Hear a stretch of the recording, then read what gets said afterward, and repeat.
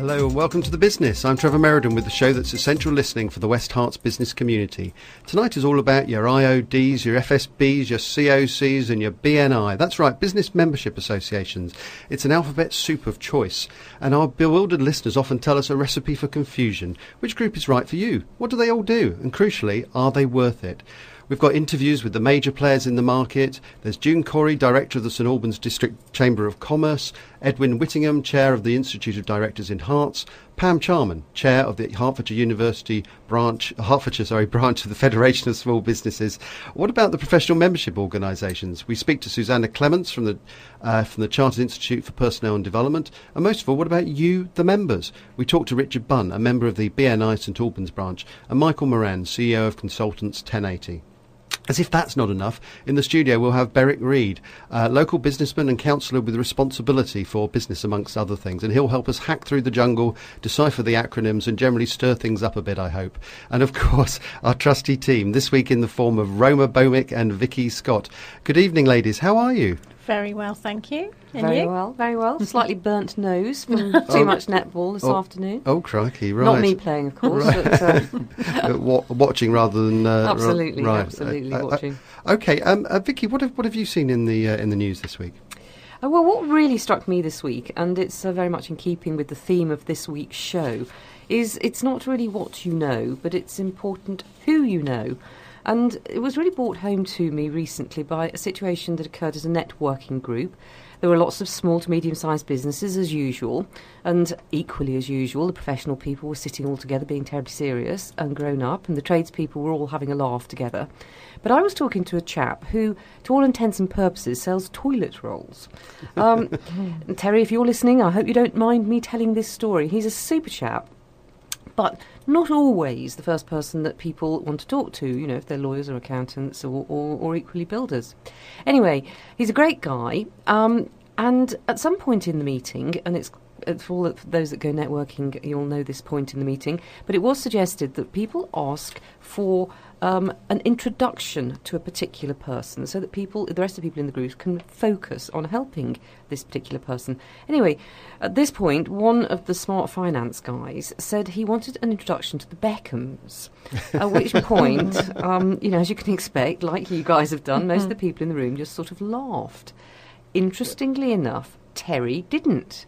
Because as it happens, he supplies all the sanitary equipment and cleaning equipment for a well-known local private airfield where the Beckhams regularly pop in and out. Right. And he meets up, at the time when they were doing that, he meets up with them on a very regular basis. So the moral of the tale was very, very, very much, don't underestimate the contacts that anyone has. And just because it's not immediately obvious, don't dismiss those whose businesses don't seem to fit with your own client perfect image in the first instance. I think that's a really important thing, is that I once had a call from somebody when I was in a previous business, from somebody who on the voice message just sounded like a complete, nutter, basically.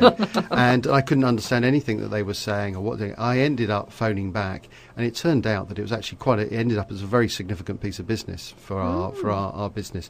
And this guy had just been quite agitated at the time, had been thinking about other things. When I spoke to him, he was actually completely different, and we ended up doing sort of very, very well out of this, I suppose. And it just shows that, it's not just never know. It's not just it's not just never look a gift horse in the mouth. If the horse looks like a donkey, then still what go for saying? it.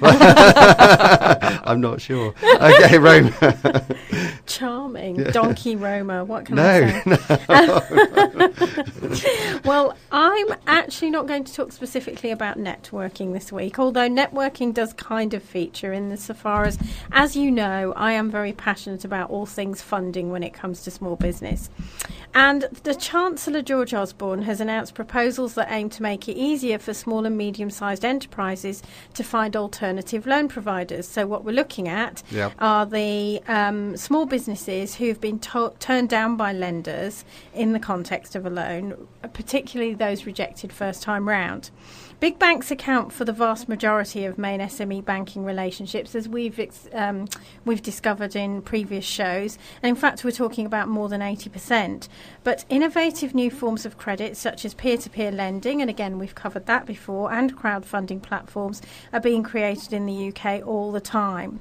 So why the new scheme? Well, George Osborne, as do Biz, feels that we should be there supporting those businesses that don't get the loans from the banks. Now, having said that, isn't this a bit of an old chestnut? Haven't we been through this 2 or 3 times before? I think we've cooked this chestnut We've cooked a few this times, chestnut a few times, haven't we? And in fact, you might remember 4 years ago, I was involved in a programme called Fit for Finance, where I was the finance champion for Hertfordshire, looking for exactly those small businesses who we were going to push through a different lending stream.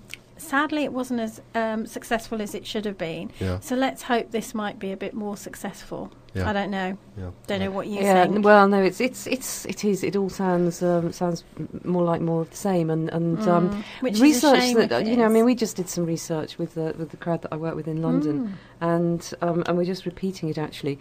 But what was really interesting was that the perception that it's the requirement of funding that's holding business back actually isn't necessarily the case. No, and exactly. Actually the businesses that are really growing, the ones that have really got the entrepreneurial spirit, the ones that people would want to invest in, have got as much money as they want, if not more. Exactly. And there's a queue to invest in them. And in fact, that's really what it's about, isn't it? You know, as you know, and we've talked about this before, I think you do, I do, we work with fast-growing businesses, and those fast-growing businesses are not looking to get funding from the banks. No. They engineer things so that they have that funding available. I wasn't going to introduce Beric Read until a little bit later, but he's kind of making frantic signals. He's itching, which is great. We love guests who are just chomping at the bit to get involved. Go on, Beric. Thank you. I'd just say, I mean, I run a small business. I'm in manufacturing and I export. And all the sort of business owners that I know in similar businesses, the biggest issue for the last, I'd say, 10 years has been trying to find staff. And there's a major skills mismatch.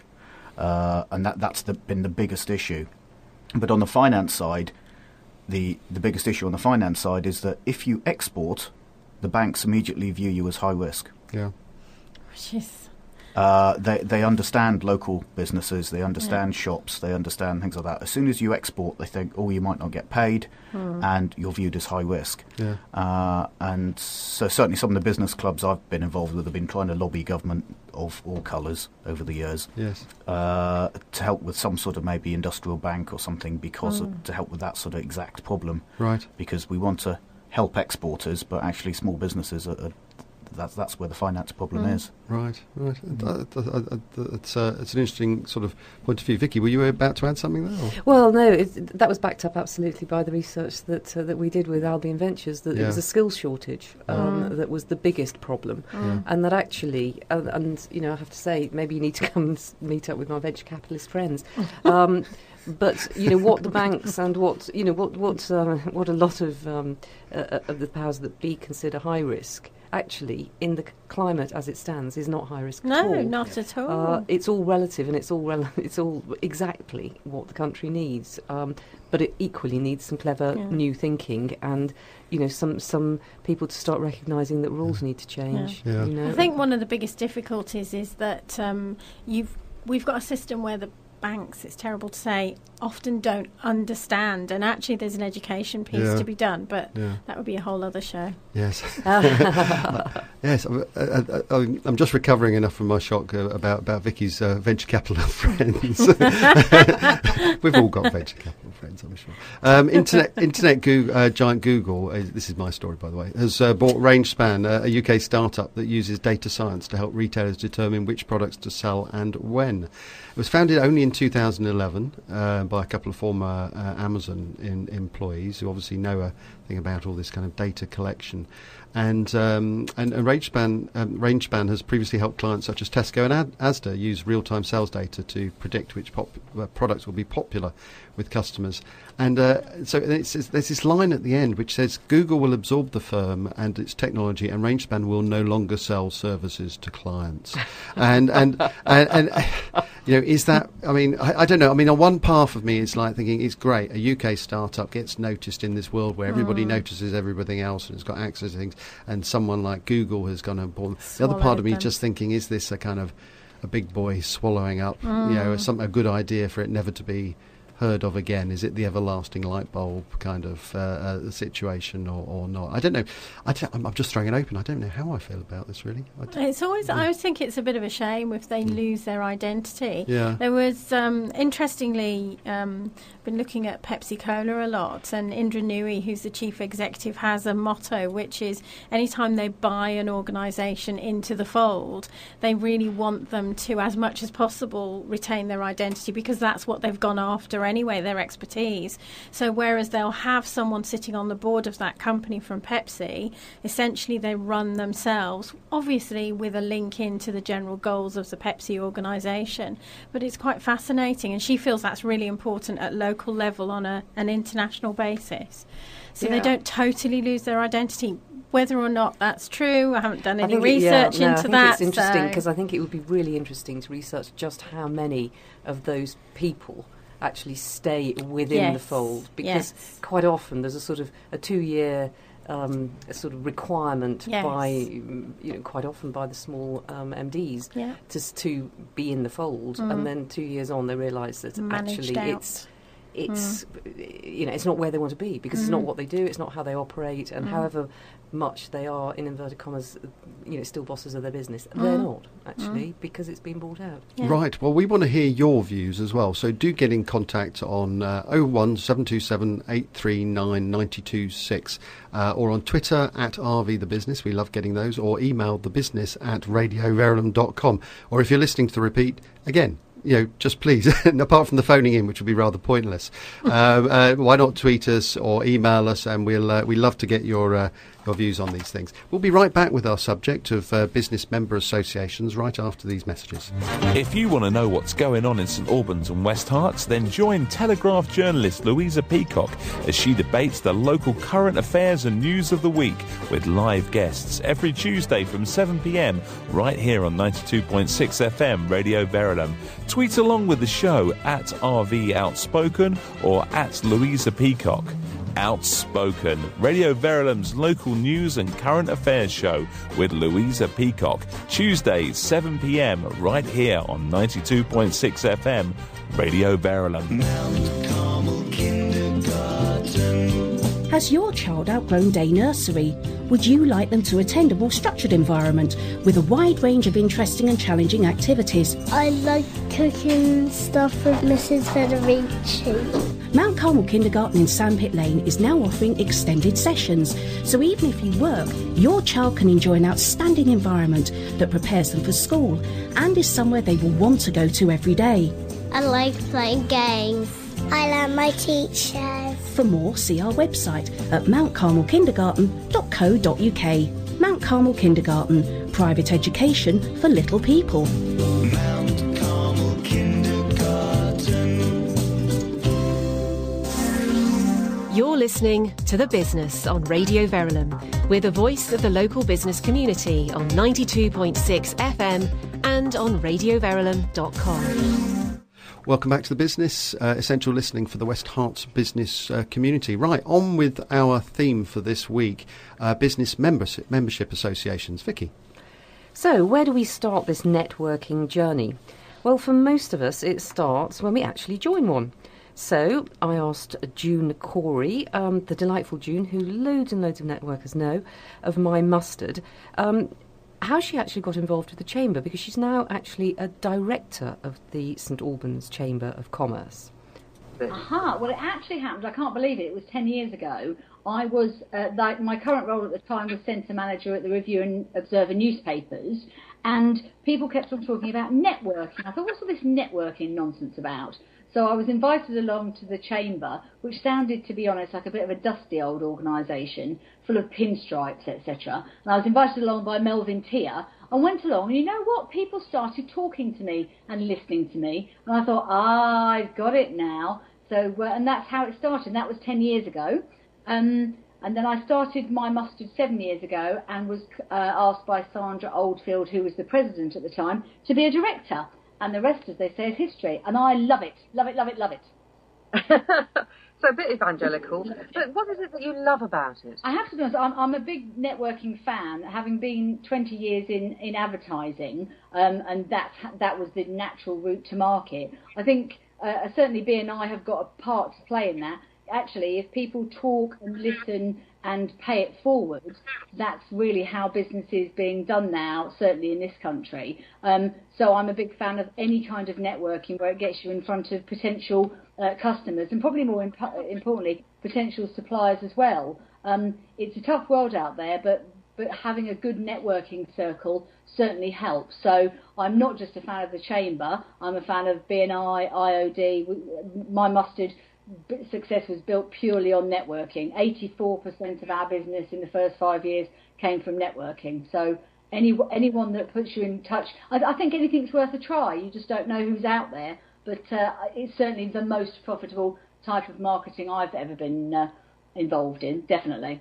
What's different about the Chamber from, as you say, the IOD or BNI or FSB? What's different about the Chamber? Okay, I think it's probably the breadth of membership. It is, whilst it's not a dusty organisation, it is a very, very established one. We were established in 1907, so 107 years in, and it was about having a business voice for the community that was not just small businesses, not just micro businesses or medium, all the big boys, but just bringing people together, anybody that was doing business in the city. Now, when I started working in the city, someone said to me, and it is very true, big city, small town, and St Albans, the mix of it is very interesting. It's not big on industry, it's big on professional services, it's big on restaurants, it's big on community, it's big on education, and government, and just bringing all those things together. I think with respect, the Chamber does that probably more comprehensively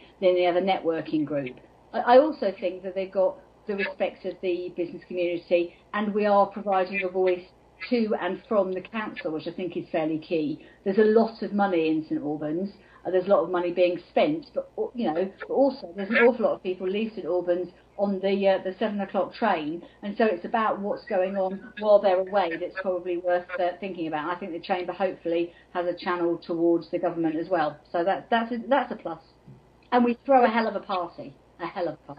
But would you say that the Chamber is suitable for all types of business? Or is it better for some rather than others? I have to be honest, I joined because I'd been in my corporate life, so I knew the sort of people that I was going to meet. But I joined for credibility, so there's an awful lot of micro businesses. We've got just under 400 members, and a good 30% of them, I would think, are micro businesses or startups. So we want credibility. You want to be launched into the networking group fairly quickly. That the Chamber certainly does that. But all the banks, the solicitors, all the big professional services in town are also represented. And again, I think you're right, Victoria. I think it straddles it fairly effectively. You can it depends on the type of event you want.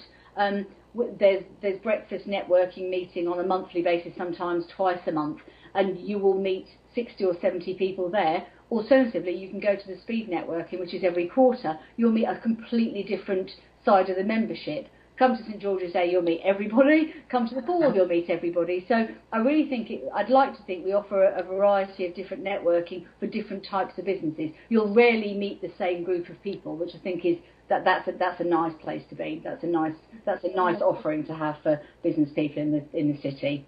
Come out, have a jammy dodger and a cup of coffee with us. I love that. Yeah. Have a jammy dodger and a cup of coffee. Fantastic. It sounds very appealing, doesn't it, Raymond? It does. I liked the party element as well. Yes, party animal. Yeah, exactly. Chamber of Commerce are very interesting. The first time I came into contact with them was when I was still working in the city, and I did always also see it more as a corporate thing rather than a sort of localised small business type network. But then, of course, once I started working more locally, I realised that there was more to Chamber than I thought. Beric, what did you think? Yes, I think the thing about St Albans Chamber was it's almost a sort of community and a family as well as a sort of bigger professional thing that you get elsewhere, and I think that really comes through, and certainly, I mean, I I miss. She mentioned the St George's Day. I missed that because it sold out so quickly, and that's regularly the case in St Albans. That the events are very, very popular. Yeah, better for your liver though. It's true. But they have coffee and jammy Dodgers. So. Not at the St George's Day do, as far as I can recall. Because I've never been to one. I mean, what happens there? I mean, do you just get drunk or what? Fight dragons. The St George's Day lunch is they tend to have a big speaker. Yeah. And the St George's Day is an exception. That is the more alcoholic of the events. Okay. To be fair, but they do a lot of like breakfast meetings as well, where they have different speakers on and. So there's no champagne on the cornflakes at those ones. Not at those ones. Right. No. Okay. No, but you have to get yourself invited, Trevor, because it is quite an experience. It's great fun. Lots of sort of flag waving and singing and everybody all networking heavily, I think is the expression. Well, it sounds good. It sounds wonderful. In fact, I'll have to get on the guest list next year. The ball is excellent as well. The ball, wow. The chamber ball every year is excellent. Right. Okay. We shall go to the ball. Right. The Chamber of Commerce obviously focuses on the local area. But businesses of all shapes and sizes. But what about the little guy or girl? I mean, the FSB is a national organisation, but puts quite a play by its local branches. And Pam Charman, I spoke to, is the chair of the Hearts branch. Well, as you all know, the Federation of Small Businesses is a national organisation, so locally we support initiatives brought forward by our head office. But locally, particularly, we will offer additional opportunities for business networking, business awards, expos, and we will be lobbying the local authorities to bring forward the initiatives to a more local focus. But what are the latest trends that you're seeing for your members? Are they asking you for sort of new and different things now? And if so, what are they?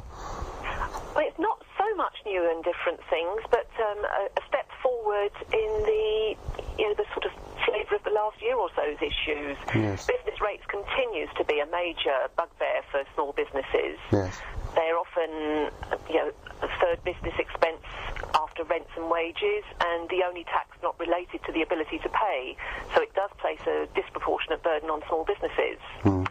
So we've been instrumental in getting small business rate relief introduced, and talking to local councils in Hertfordshire about introducing discounts for small businesses where appropriate, because there are certainly some available.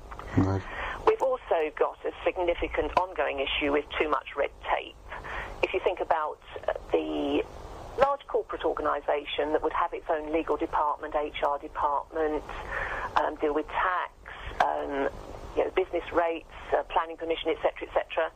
The small business, SMEs up to 250 employees, is still, have a lot of responsibility in these areas, and very often without the personal resource to deal with them at a local level.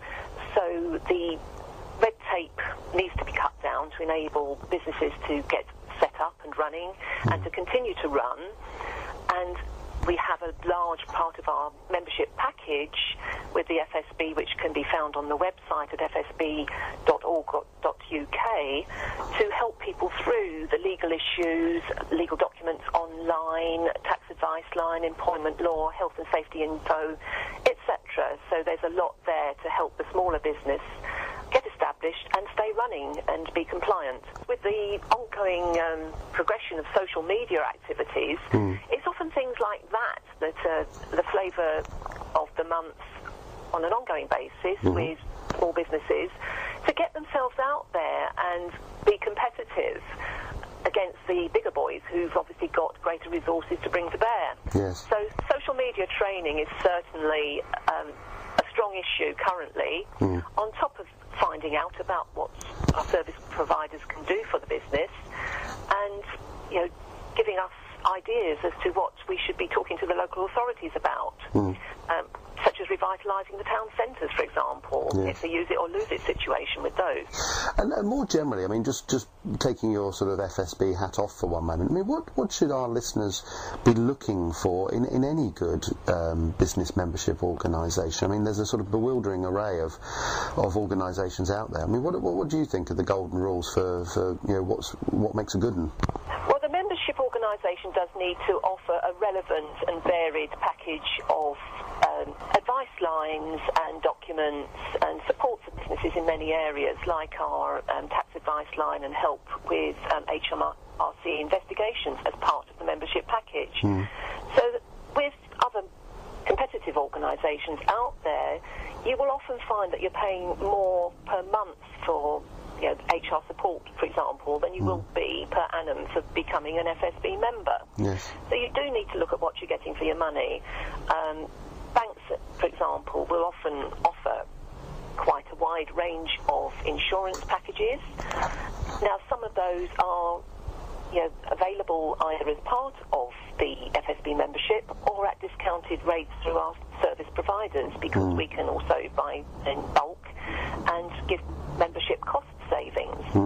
So you do need to look very carefully at what is being offered for the money you're going to spend, and don't sign on the dotted line until you've checked out a few alternatives and see what is most relevant for you. Yes.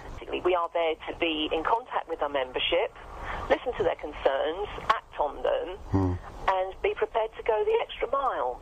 The membership organisations, who, under whichever banner they operate, are there to support business activities.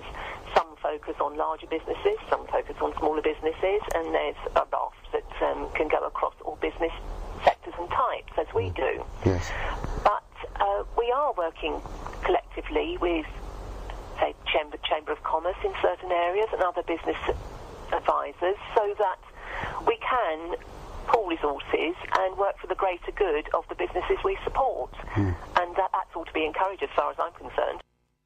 Right, that was Pam Charman, chair of the Hearts branch of the FSB, which is the Federation for Small Businesses. I mean, what's beginning to come across to me, Beric, is that there seems to be certain sort of characteristics of these different organisations. They all seem to be offering a different sort of flavour of things. I mean, you've had experience of the FSB previously, is that right? Yes, I would say I'm a member. Yep. Okay.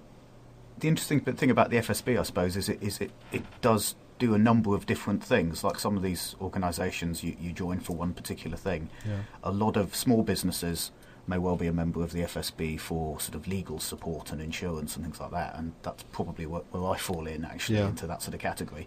But also they do have networking events. They have one locally in St Albans, and the thing that they do also is quite a lot of lobbying. Yeah. Of government for small businesses, so they do sort of have fingers in a lot of areas for the reasons you might join them. So I think a lot of small businesses may well have joined the FSB for completely different reasons. Yeah. And Roma, you've worked with them as well in the past. Yeah, well, when I had my own business, I was a member of the FSB for the same reasons as Beric. Yeah. And when I worked giving business advice and guidance through East of England Development Agency, I work very closely with FSB in this area. Yeah. And they're very effective, particularly, as you say, around lobbying. So it does give a voice to the small business, which I think is pretty important. Yeah, interesting that she was talking about that. Although they're in sort of, I suppose they are competing for members in one sense. All these different organisations.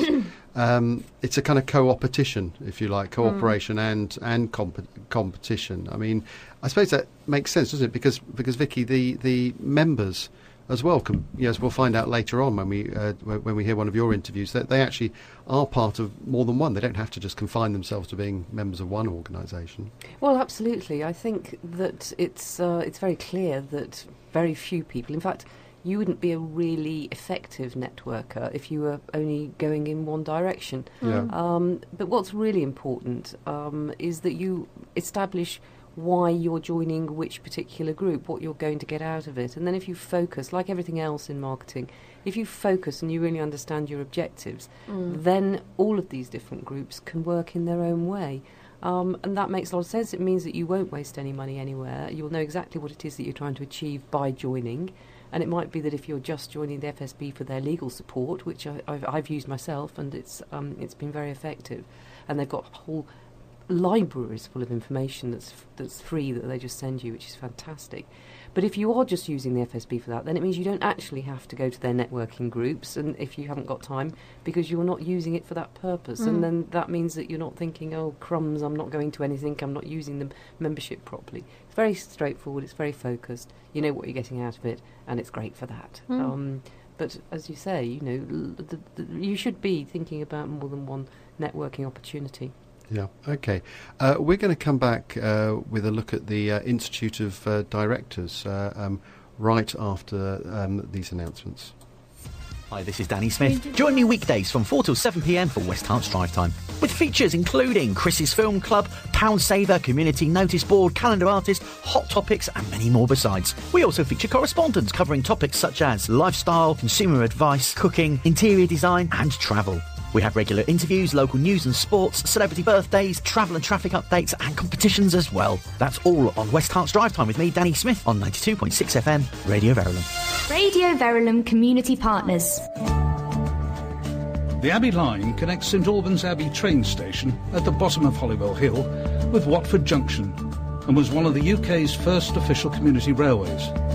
The community rail concept was designed to help create a more sustainable future, to reduce the cost of running the line without compromising safety or service, and to involve local people more closely in the development of their railway.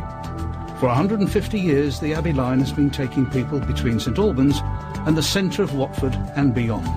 It continues to do this, and all for at most £6.60 return, and in only 16 minutes. For more information, visit their website, which is abbeyline.org.uk. For more on Radio Verulam Community Partners, go to radioverulam.com/community partners. You're listening to The Business on Radio Verulam. We're the voice of the local business community on 92.6 FM and on radioverulam.com. Hi, I'm Kathy Weston. And I'm Lydia Cory. Join us every Thursday evening on The Parent Show for expert interviews, local information about caring for children in West Harts, and a What's On guide you just can't afford to miss. We're here every Thursday between 8 and 9 p.m. on Radio Verulam 92.6 FM. Don't forget to tune in! Welcome back to The Business. It's just coming up to 25 minutes to the hour. Right, Roma, we promised to look at the IOD, didn't we? We did. So, what is it that the Institute of Directors do, given that we're taking a little cook's tour of all the different institutes and membership organisations and how they help? Edwin Whittingham is chair of the Hearts area. He started by telling you, Trevor, in fact, that the IOD Hearts is actually a larger area than you might suspect from looking at a map.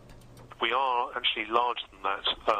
We include both all the H8 postcodes, all the EN postcodes, some of the AL postcodes going out towards Tring, Luton, LU, and also going up to the east, some of the CMs, and also going up to the north of the county towards Bedfordshire. Right. So it's a very large geographical area, and we have something in the region of 1,700 plus members who either reside or have their registered office within inside that geographical zone. The IOD is there basically for business owners to have, in no particular order, access to the facilities of the Institute of Directors, be it in the head office in Pall Mall or in the regional hubs which are spread around both the UK and also in Europe as well. So there's plenty of office space for hire or just for meeting with people. And some members like the opportunity of meeting their clients in prestigious addresses such as Pall Mall or local to wherever their business may be, for example, say Manchester, Reading or wherever. That's the first thing. The second thing is that the IOD offers members the opportunity of developing themselves, both professionally but also personally as well. And with regard to the professional developments, we are very keen on promoting good corporate education and governance, and the highest accolade is to become a chartered director, but there are lots of steps in between. So that's another reason why members join. There are also membership benefits, access to group discounts on things like travel, insurance, and also access to helpline, both legal and also financial. I know for a fact that members do use the legal lines and find them extraordinarily good value for money, because it doesn't cost anything and they get very good legal advice. Right. And finally, we see a lot of members attending meetings both locally and also nationally, where they are using those as opportunities for, in particular, networking with either other business owners or with other providers of services in order to be able to develop their businesses. But there is one particular part of the working population that has perhaps sort of suffered somewhat sort of during the course of the recession, even if the down curve has been not as much or hasn't been there at all in Hertfordshire and South East, and that's something that we're very concerned about on this show, which is the younger workforce. Yes. I mean, is there anything the IOD's doing for them? Well, obviously we're very keen to, like any membership organisation, is to bring in younger members all the time, because that is the lifeblood of any membership organisation.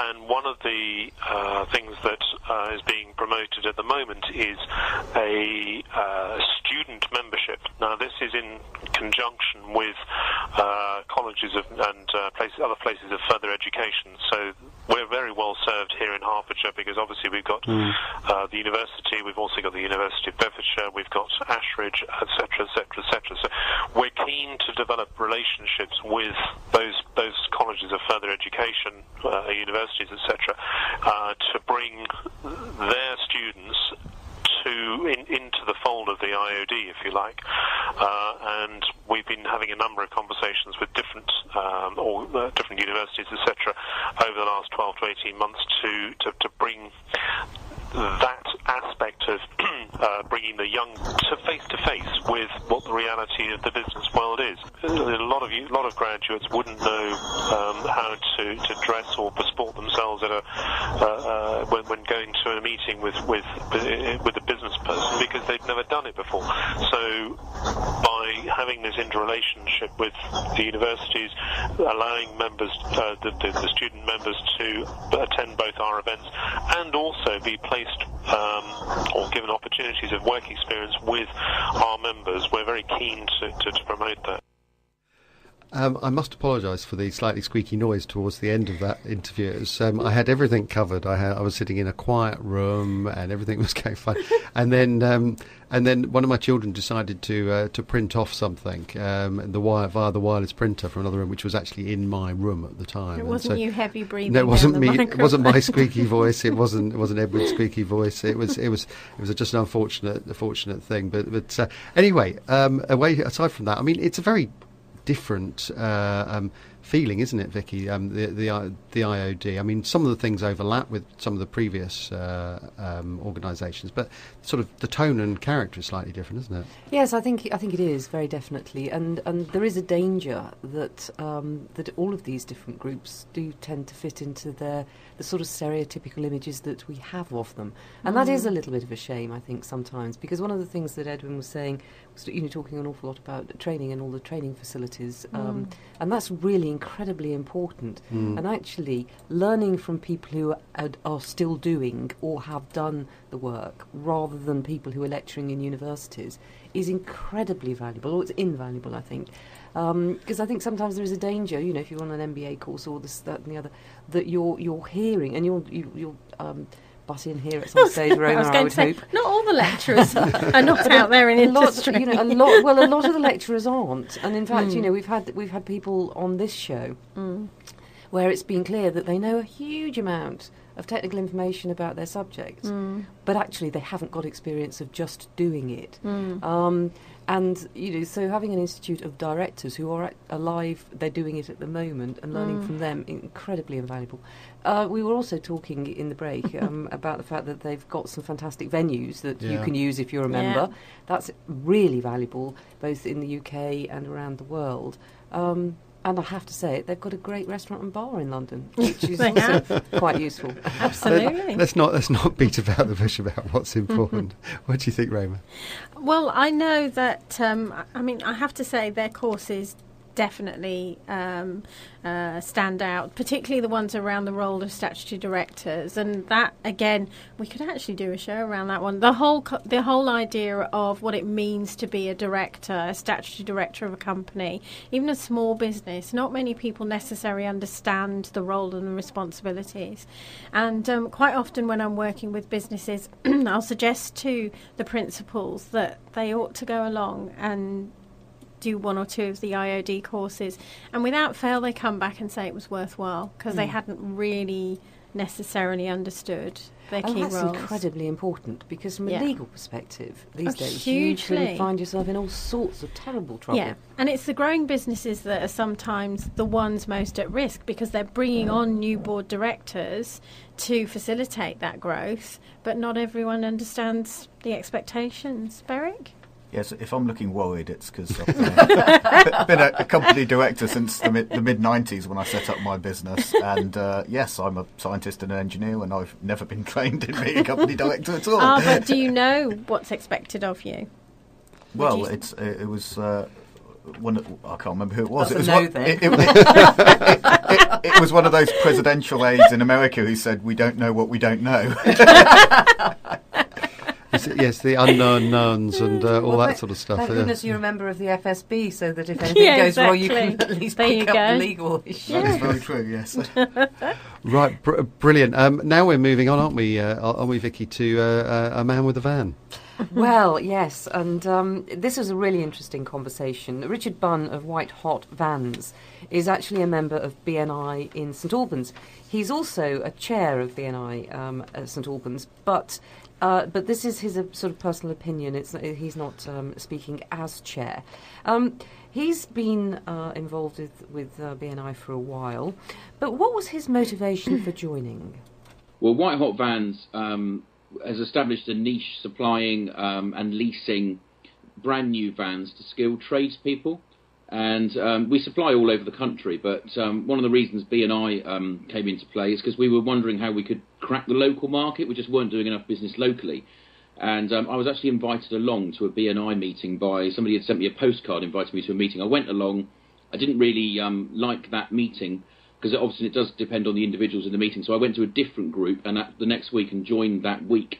And I would estimate that this year, we will probably do around £1 million worth of turnover just from BNI referrals, which has become a major part of our business now. So it's for us a great story because BNI tends to be a large part of the membership will be tradespeople, and obviously with us selling brand new vans to tradespeople, there's a huge tranche of people within the room that we can supply to. So it's worked perfectly for us over the last couple of years. Now, you mentioned that the first group that you went to, it didn't feel as though it was for you. Why was that?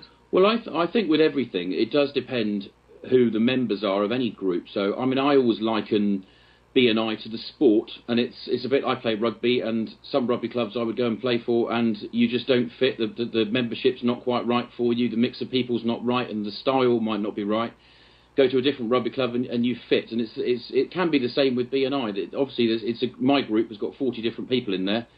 They're 40 different individuals, and another group in another area might not work for you, and until you go and see, you don't know. What sort of businesses? You mentioned there's a lot of trade people within the BNI group. Is it specifically for trade, or does it suit other types of businesses as well? No, it's for any business. I mean, we've got such a diverse range in our group. We've got the normal plumber, electrician, builder, and so on. But we've also got a tailor. We've got a lady who has hospitality, London Red buses, which is not, it's probably not even a category that exists on the BNI list. But it works for the individual rather than the business. If it's the right individual and you can position yourself correctly and you can understand how best to get something out of your membership, it works really well. The wrong individual with the right business, it won't work for, if that makes sense. Yes, no, I can imagine. So some of it's down to being in the right group. Some of it's about understanding how to pitch your business to the rest of the group. What are the downsides of BNI? Are there any downsides to BNI? There are. I mean, there's a lot of commitment in time. It's the cost of membership becomes negligible if you get business out of it. It's really about the time commitment, and you have to go every week. Not just because you have committed to do that, because if you don't, you'll never get any relationships going with the people in the room. That's how it differs from most other networking. So I do other networking as well. I'm not just a BNI man, but BNI is the most successful. So the downside is if you can't find the time to commit, or if you've got young children and you can't go first thing in the morning, then it might not fit for you personally. There isn't really a downside in terms of the way the system works, the way BNI works, what you can get out of it. It's just whether you can actually commit to the time you need to get the most from it. You mentioned other networking. What other networking do you do to complement your BNI membership? There's another group called Viva, run by a lady called Debbie Gilbert, which is actually... Yeah, we've had Debbie on the show a few times. Yeah, lovely lady, and that's a really good networking group. And often it's lunch times because it accommodates women with children, particularly, so it works well. And there's a good mix of businesses. You're never quite sure who's going to be there, and Debbie runs a good meeting, so that's worked quite well for us. We've actually had good business from that. I'm in the IOD. I'm in the FSB as well. Can I just have one line on each of those then, given that I think we've got clips from both of those on the show tonight? Okay, I mean, generally the experience is from those that the membership is more professional rather than trade or SME based, I would say. I mean, there'll obviously be a mix of people, but the IOD, I've been in the IOD for probably knocking on 10 years, and when I joined, I was director of a big UK company, and I just kept my membership. But when I joined, it was working for a big PLC, and I think there's more of the clientele in the IOD are that end of the spectrum rather than the one-man band sole trader end of the spectrum, I would say, because you have to have. I think the IOD, when I joined, you had to have a minimum turnover of a certain amount. So it necessitates being a business of a certain size. So it's obviously a different mix of people. FSB, we joined more to have the umbrella of what they offer in terms of legal services and contacts with, credit card companies, that sort of thing. We didn't join to network, really. We joined more of a sort of secure umbrella over us, and it looks good if we're a member of it, rather than just for networking. Okay, that was Richard Bunn of both White Hot Vans and a member of BNI in St Albans. Beric, you were saying you hadn't heard of BNI. No, and I think this is where it sort of gets interesting on networking, because I'm in a very niche sort of industry, so I stick within a sort of a fairly tight area of industry. Although there's a couple of different market sectors I'm in, I'm not appealing generally across the board. So I don't think it's the sort of network that would work for me as it happens. So they may disagree, and I think this is where it's interesting to if you're interested in networking is where you put your time and effort and getting that actually right. Yes. And Vicky, you have been to BNI in the past. Yes, so I've been on a number of occasions actually, and I think one of the things that Richard Bunn mentioned was that you really have to pick the group that you particularly feel comfortable with, and some are more officious and more rigorous in their structure, and there is some big structure out there in BNI, and others are much more relaxed, much more fun. But you are expected to commit. But I think on the whole, people, and it's something that I've never joined, having been a number of times, but I think it is something that's really like Marmite. The people that are in it love it on the whole, and the people that have been along and don't join think, I just couldn't bear the very thought. Roma, which side of the Marmite divide do you fall on this one? I won't say which group, but it wasn't the best experience. But having said that, I think one thing that was brought out in the interview is that it's particularly good for trades, and I would agree with that. Yeah. I think for what I call the mice, the micro businesses, I think it is particularly good. Sorry? No, that's fine. Sorry, that was the next recording just sort of coming in by mistake. Sorry. I'm hearing voices. No, it's not just you. Don't worry. Sorry, what were you saying? Can I just ask, Beric? Yeah. You mentioned, obviously you're in a very specific type of business, and it's quite niche, and it sounds as though it's also sort of more business to business than business to consumer. Do you have a particularly specialist networks that you're part of that your average Joe or one of us wouldn't even consider? I'd say yes, but not in a networking, not in an organised way. We have certain conferences and trade shows and things, and I go along to those conferences and trade shows primarily to meet the other people and to be seen. So otherwise, people talk about you if you're not seen. That's right. But there isn't an organised networking system. It's interesting. It's an interesting point about sort of trade shows, because of course it may be that your area of interest is more in the area of professional discipline and qualifications. And as it happens, earlier this week I met Susannah Clements, who's the deputy CEO of the CIPD, and she told me that they keep their 135,000 members happy with a mix of community, sort of the badge of professional qualifications and content about the HR profession. So it may be, as in your case, Beric, you're in a particular area, and so are some of those at the sort of the CIPD in their HR professionals. I started by asking Susannah though, how does a large professional organisation like this keep itself relevant, and what is it that CIPD members are demanding? I think particularly in terms of research and so on, I also think we're seeing our members ask for much more targeted content. So instead of just giving them this wonderful smorgasbord of all sorts of things they can have, actually they want us to tell them about the things that are relevant to them, and that's where the internet comes in, and being much smarter about how we talk to people digitally. So you just don't get blanket emails, you get things and you think, oh well, actually that looks like it's for me because it's very relevant.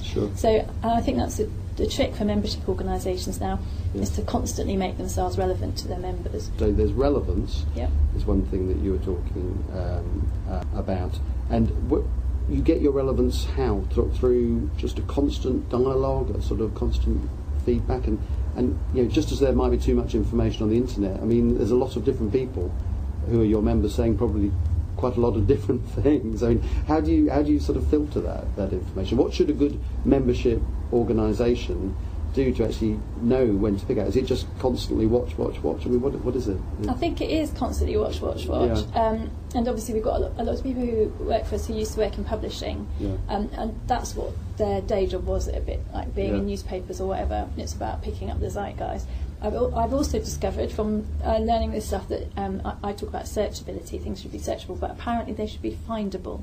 Right. And actually a lot of the technology now is to make things easily findable, if you think about it from the customer point of view. So I think it's about understanding what the customer journeys are, and also by tracking, for example, all the traffic on our website, we can actually see what people are going to look at. So we can then give them more of that stuff and actually see how people are changing their behaviour over time. So a lot of it is being really alive to what your customers are saying, rather than assuming because you're the professional body that you know what's best for them. I'm sure, and I know from personal experience there are a lot of people who really value what the CIP does, but the tricky question is how do you put a price on that value? I mean, how do you know? Is it do you just have to make a sort of guesstimate? I mean, I imagine quite a lot of work goes into sort of thinking about, how much do we charge for a membership and the different levels? It does, and we've just launched a new set of fees which are based on where you are in your career, rather than the blanket fee for everybody, because we think people have different needs and they also have different ability to pay. So a student, for example, has a very different perspective from a fellow who is actually using the gloss, if you like, of the CIPD for their career.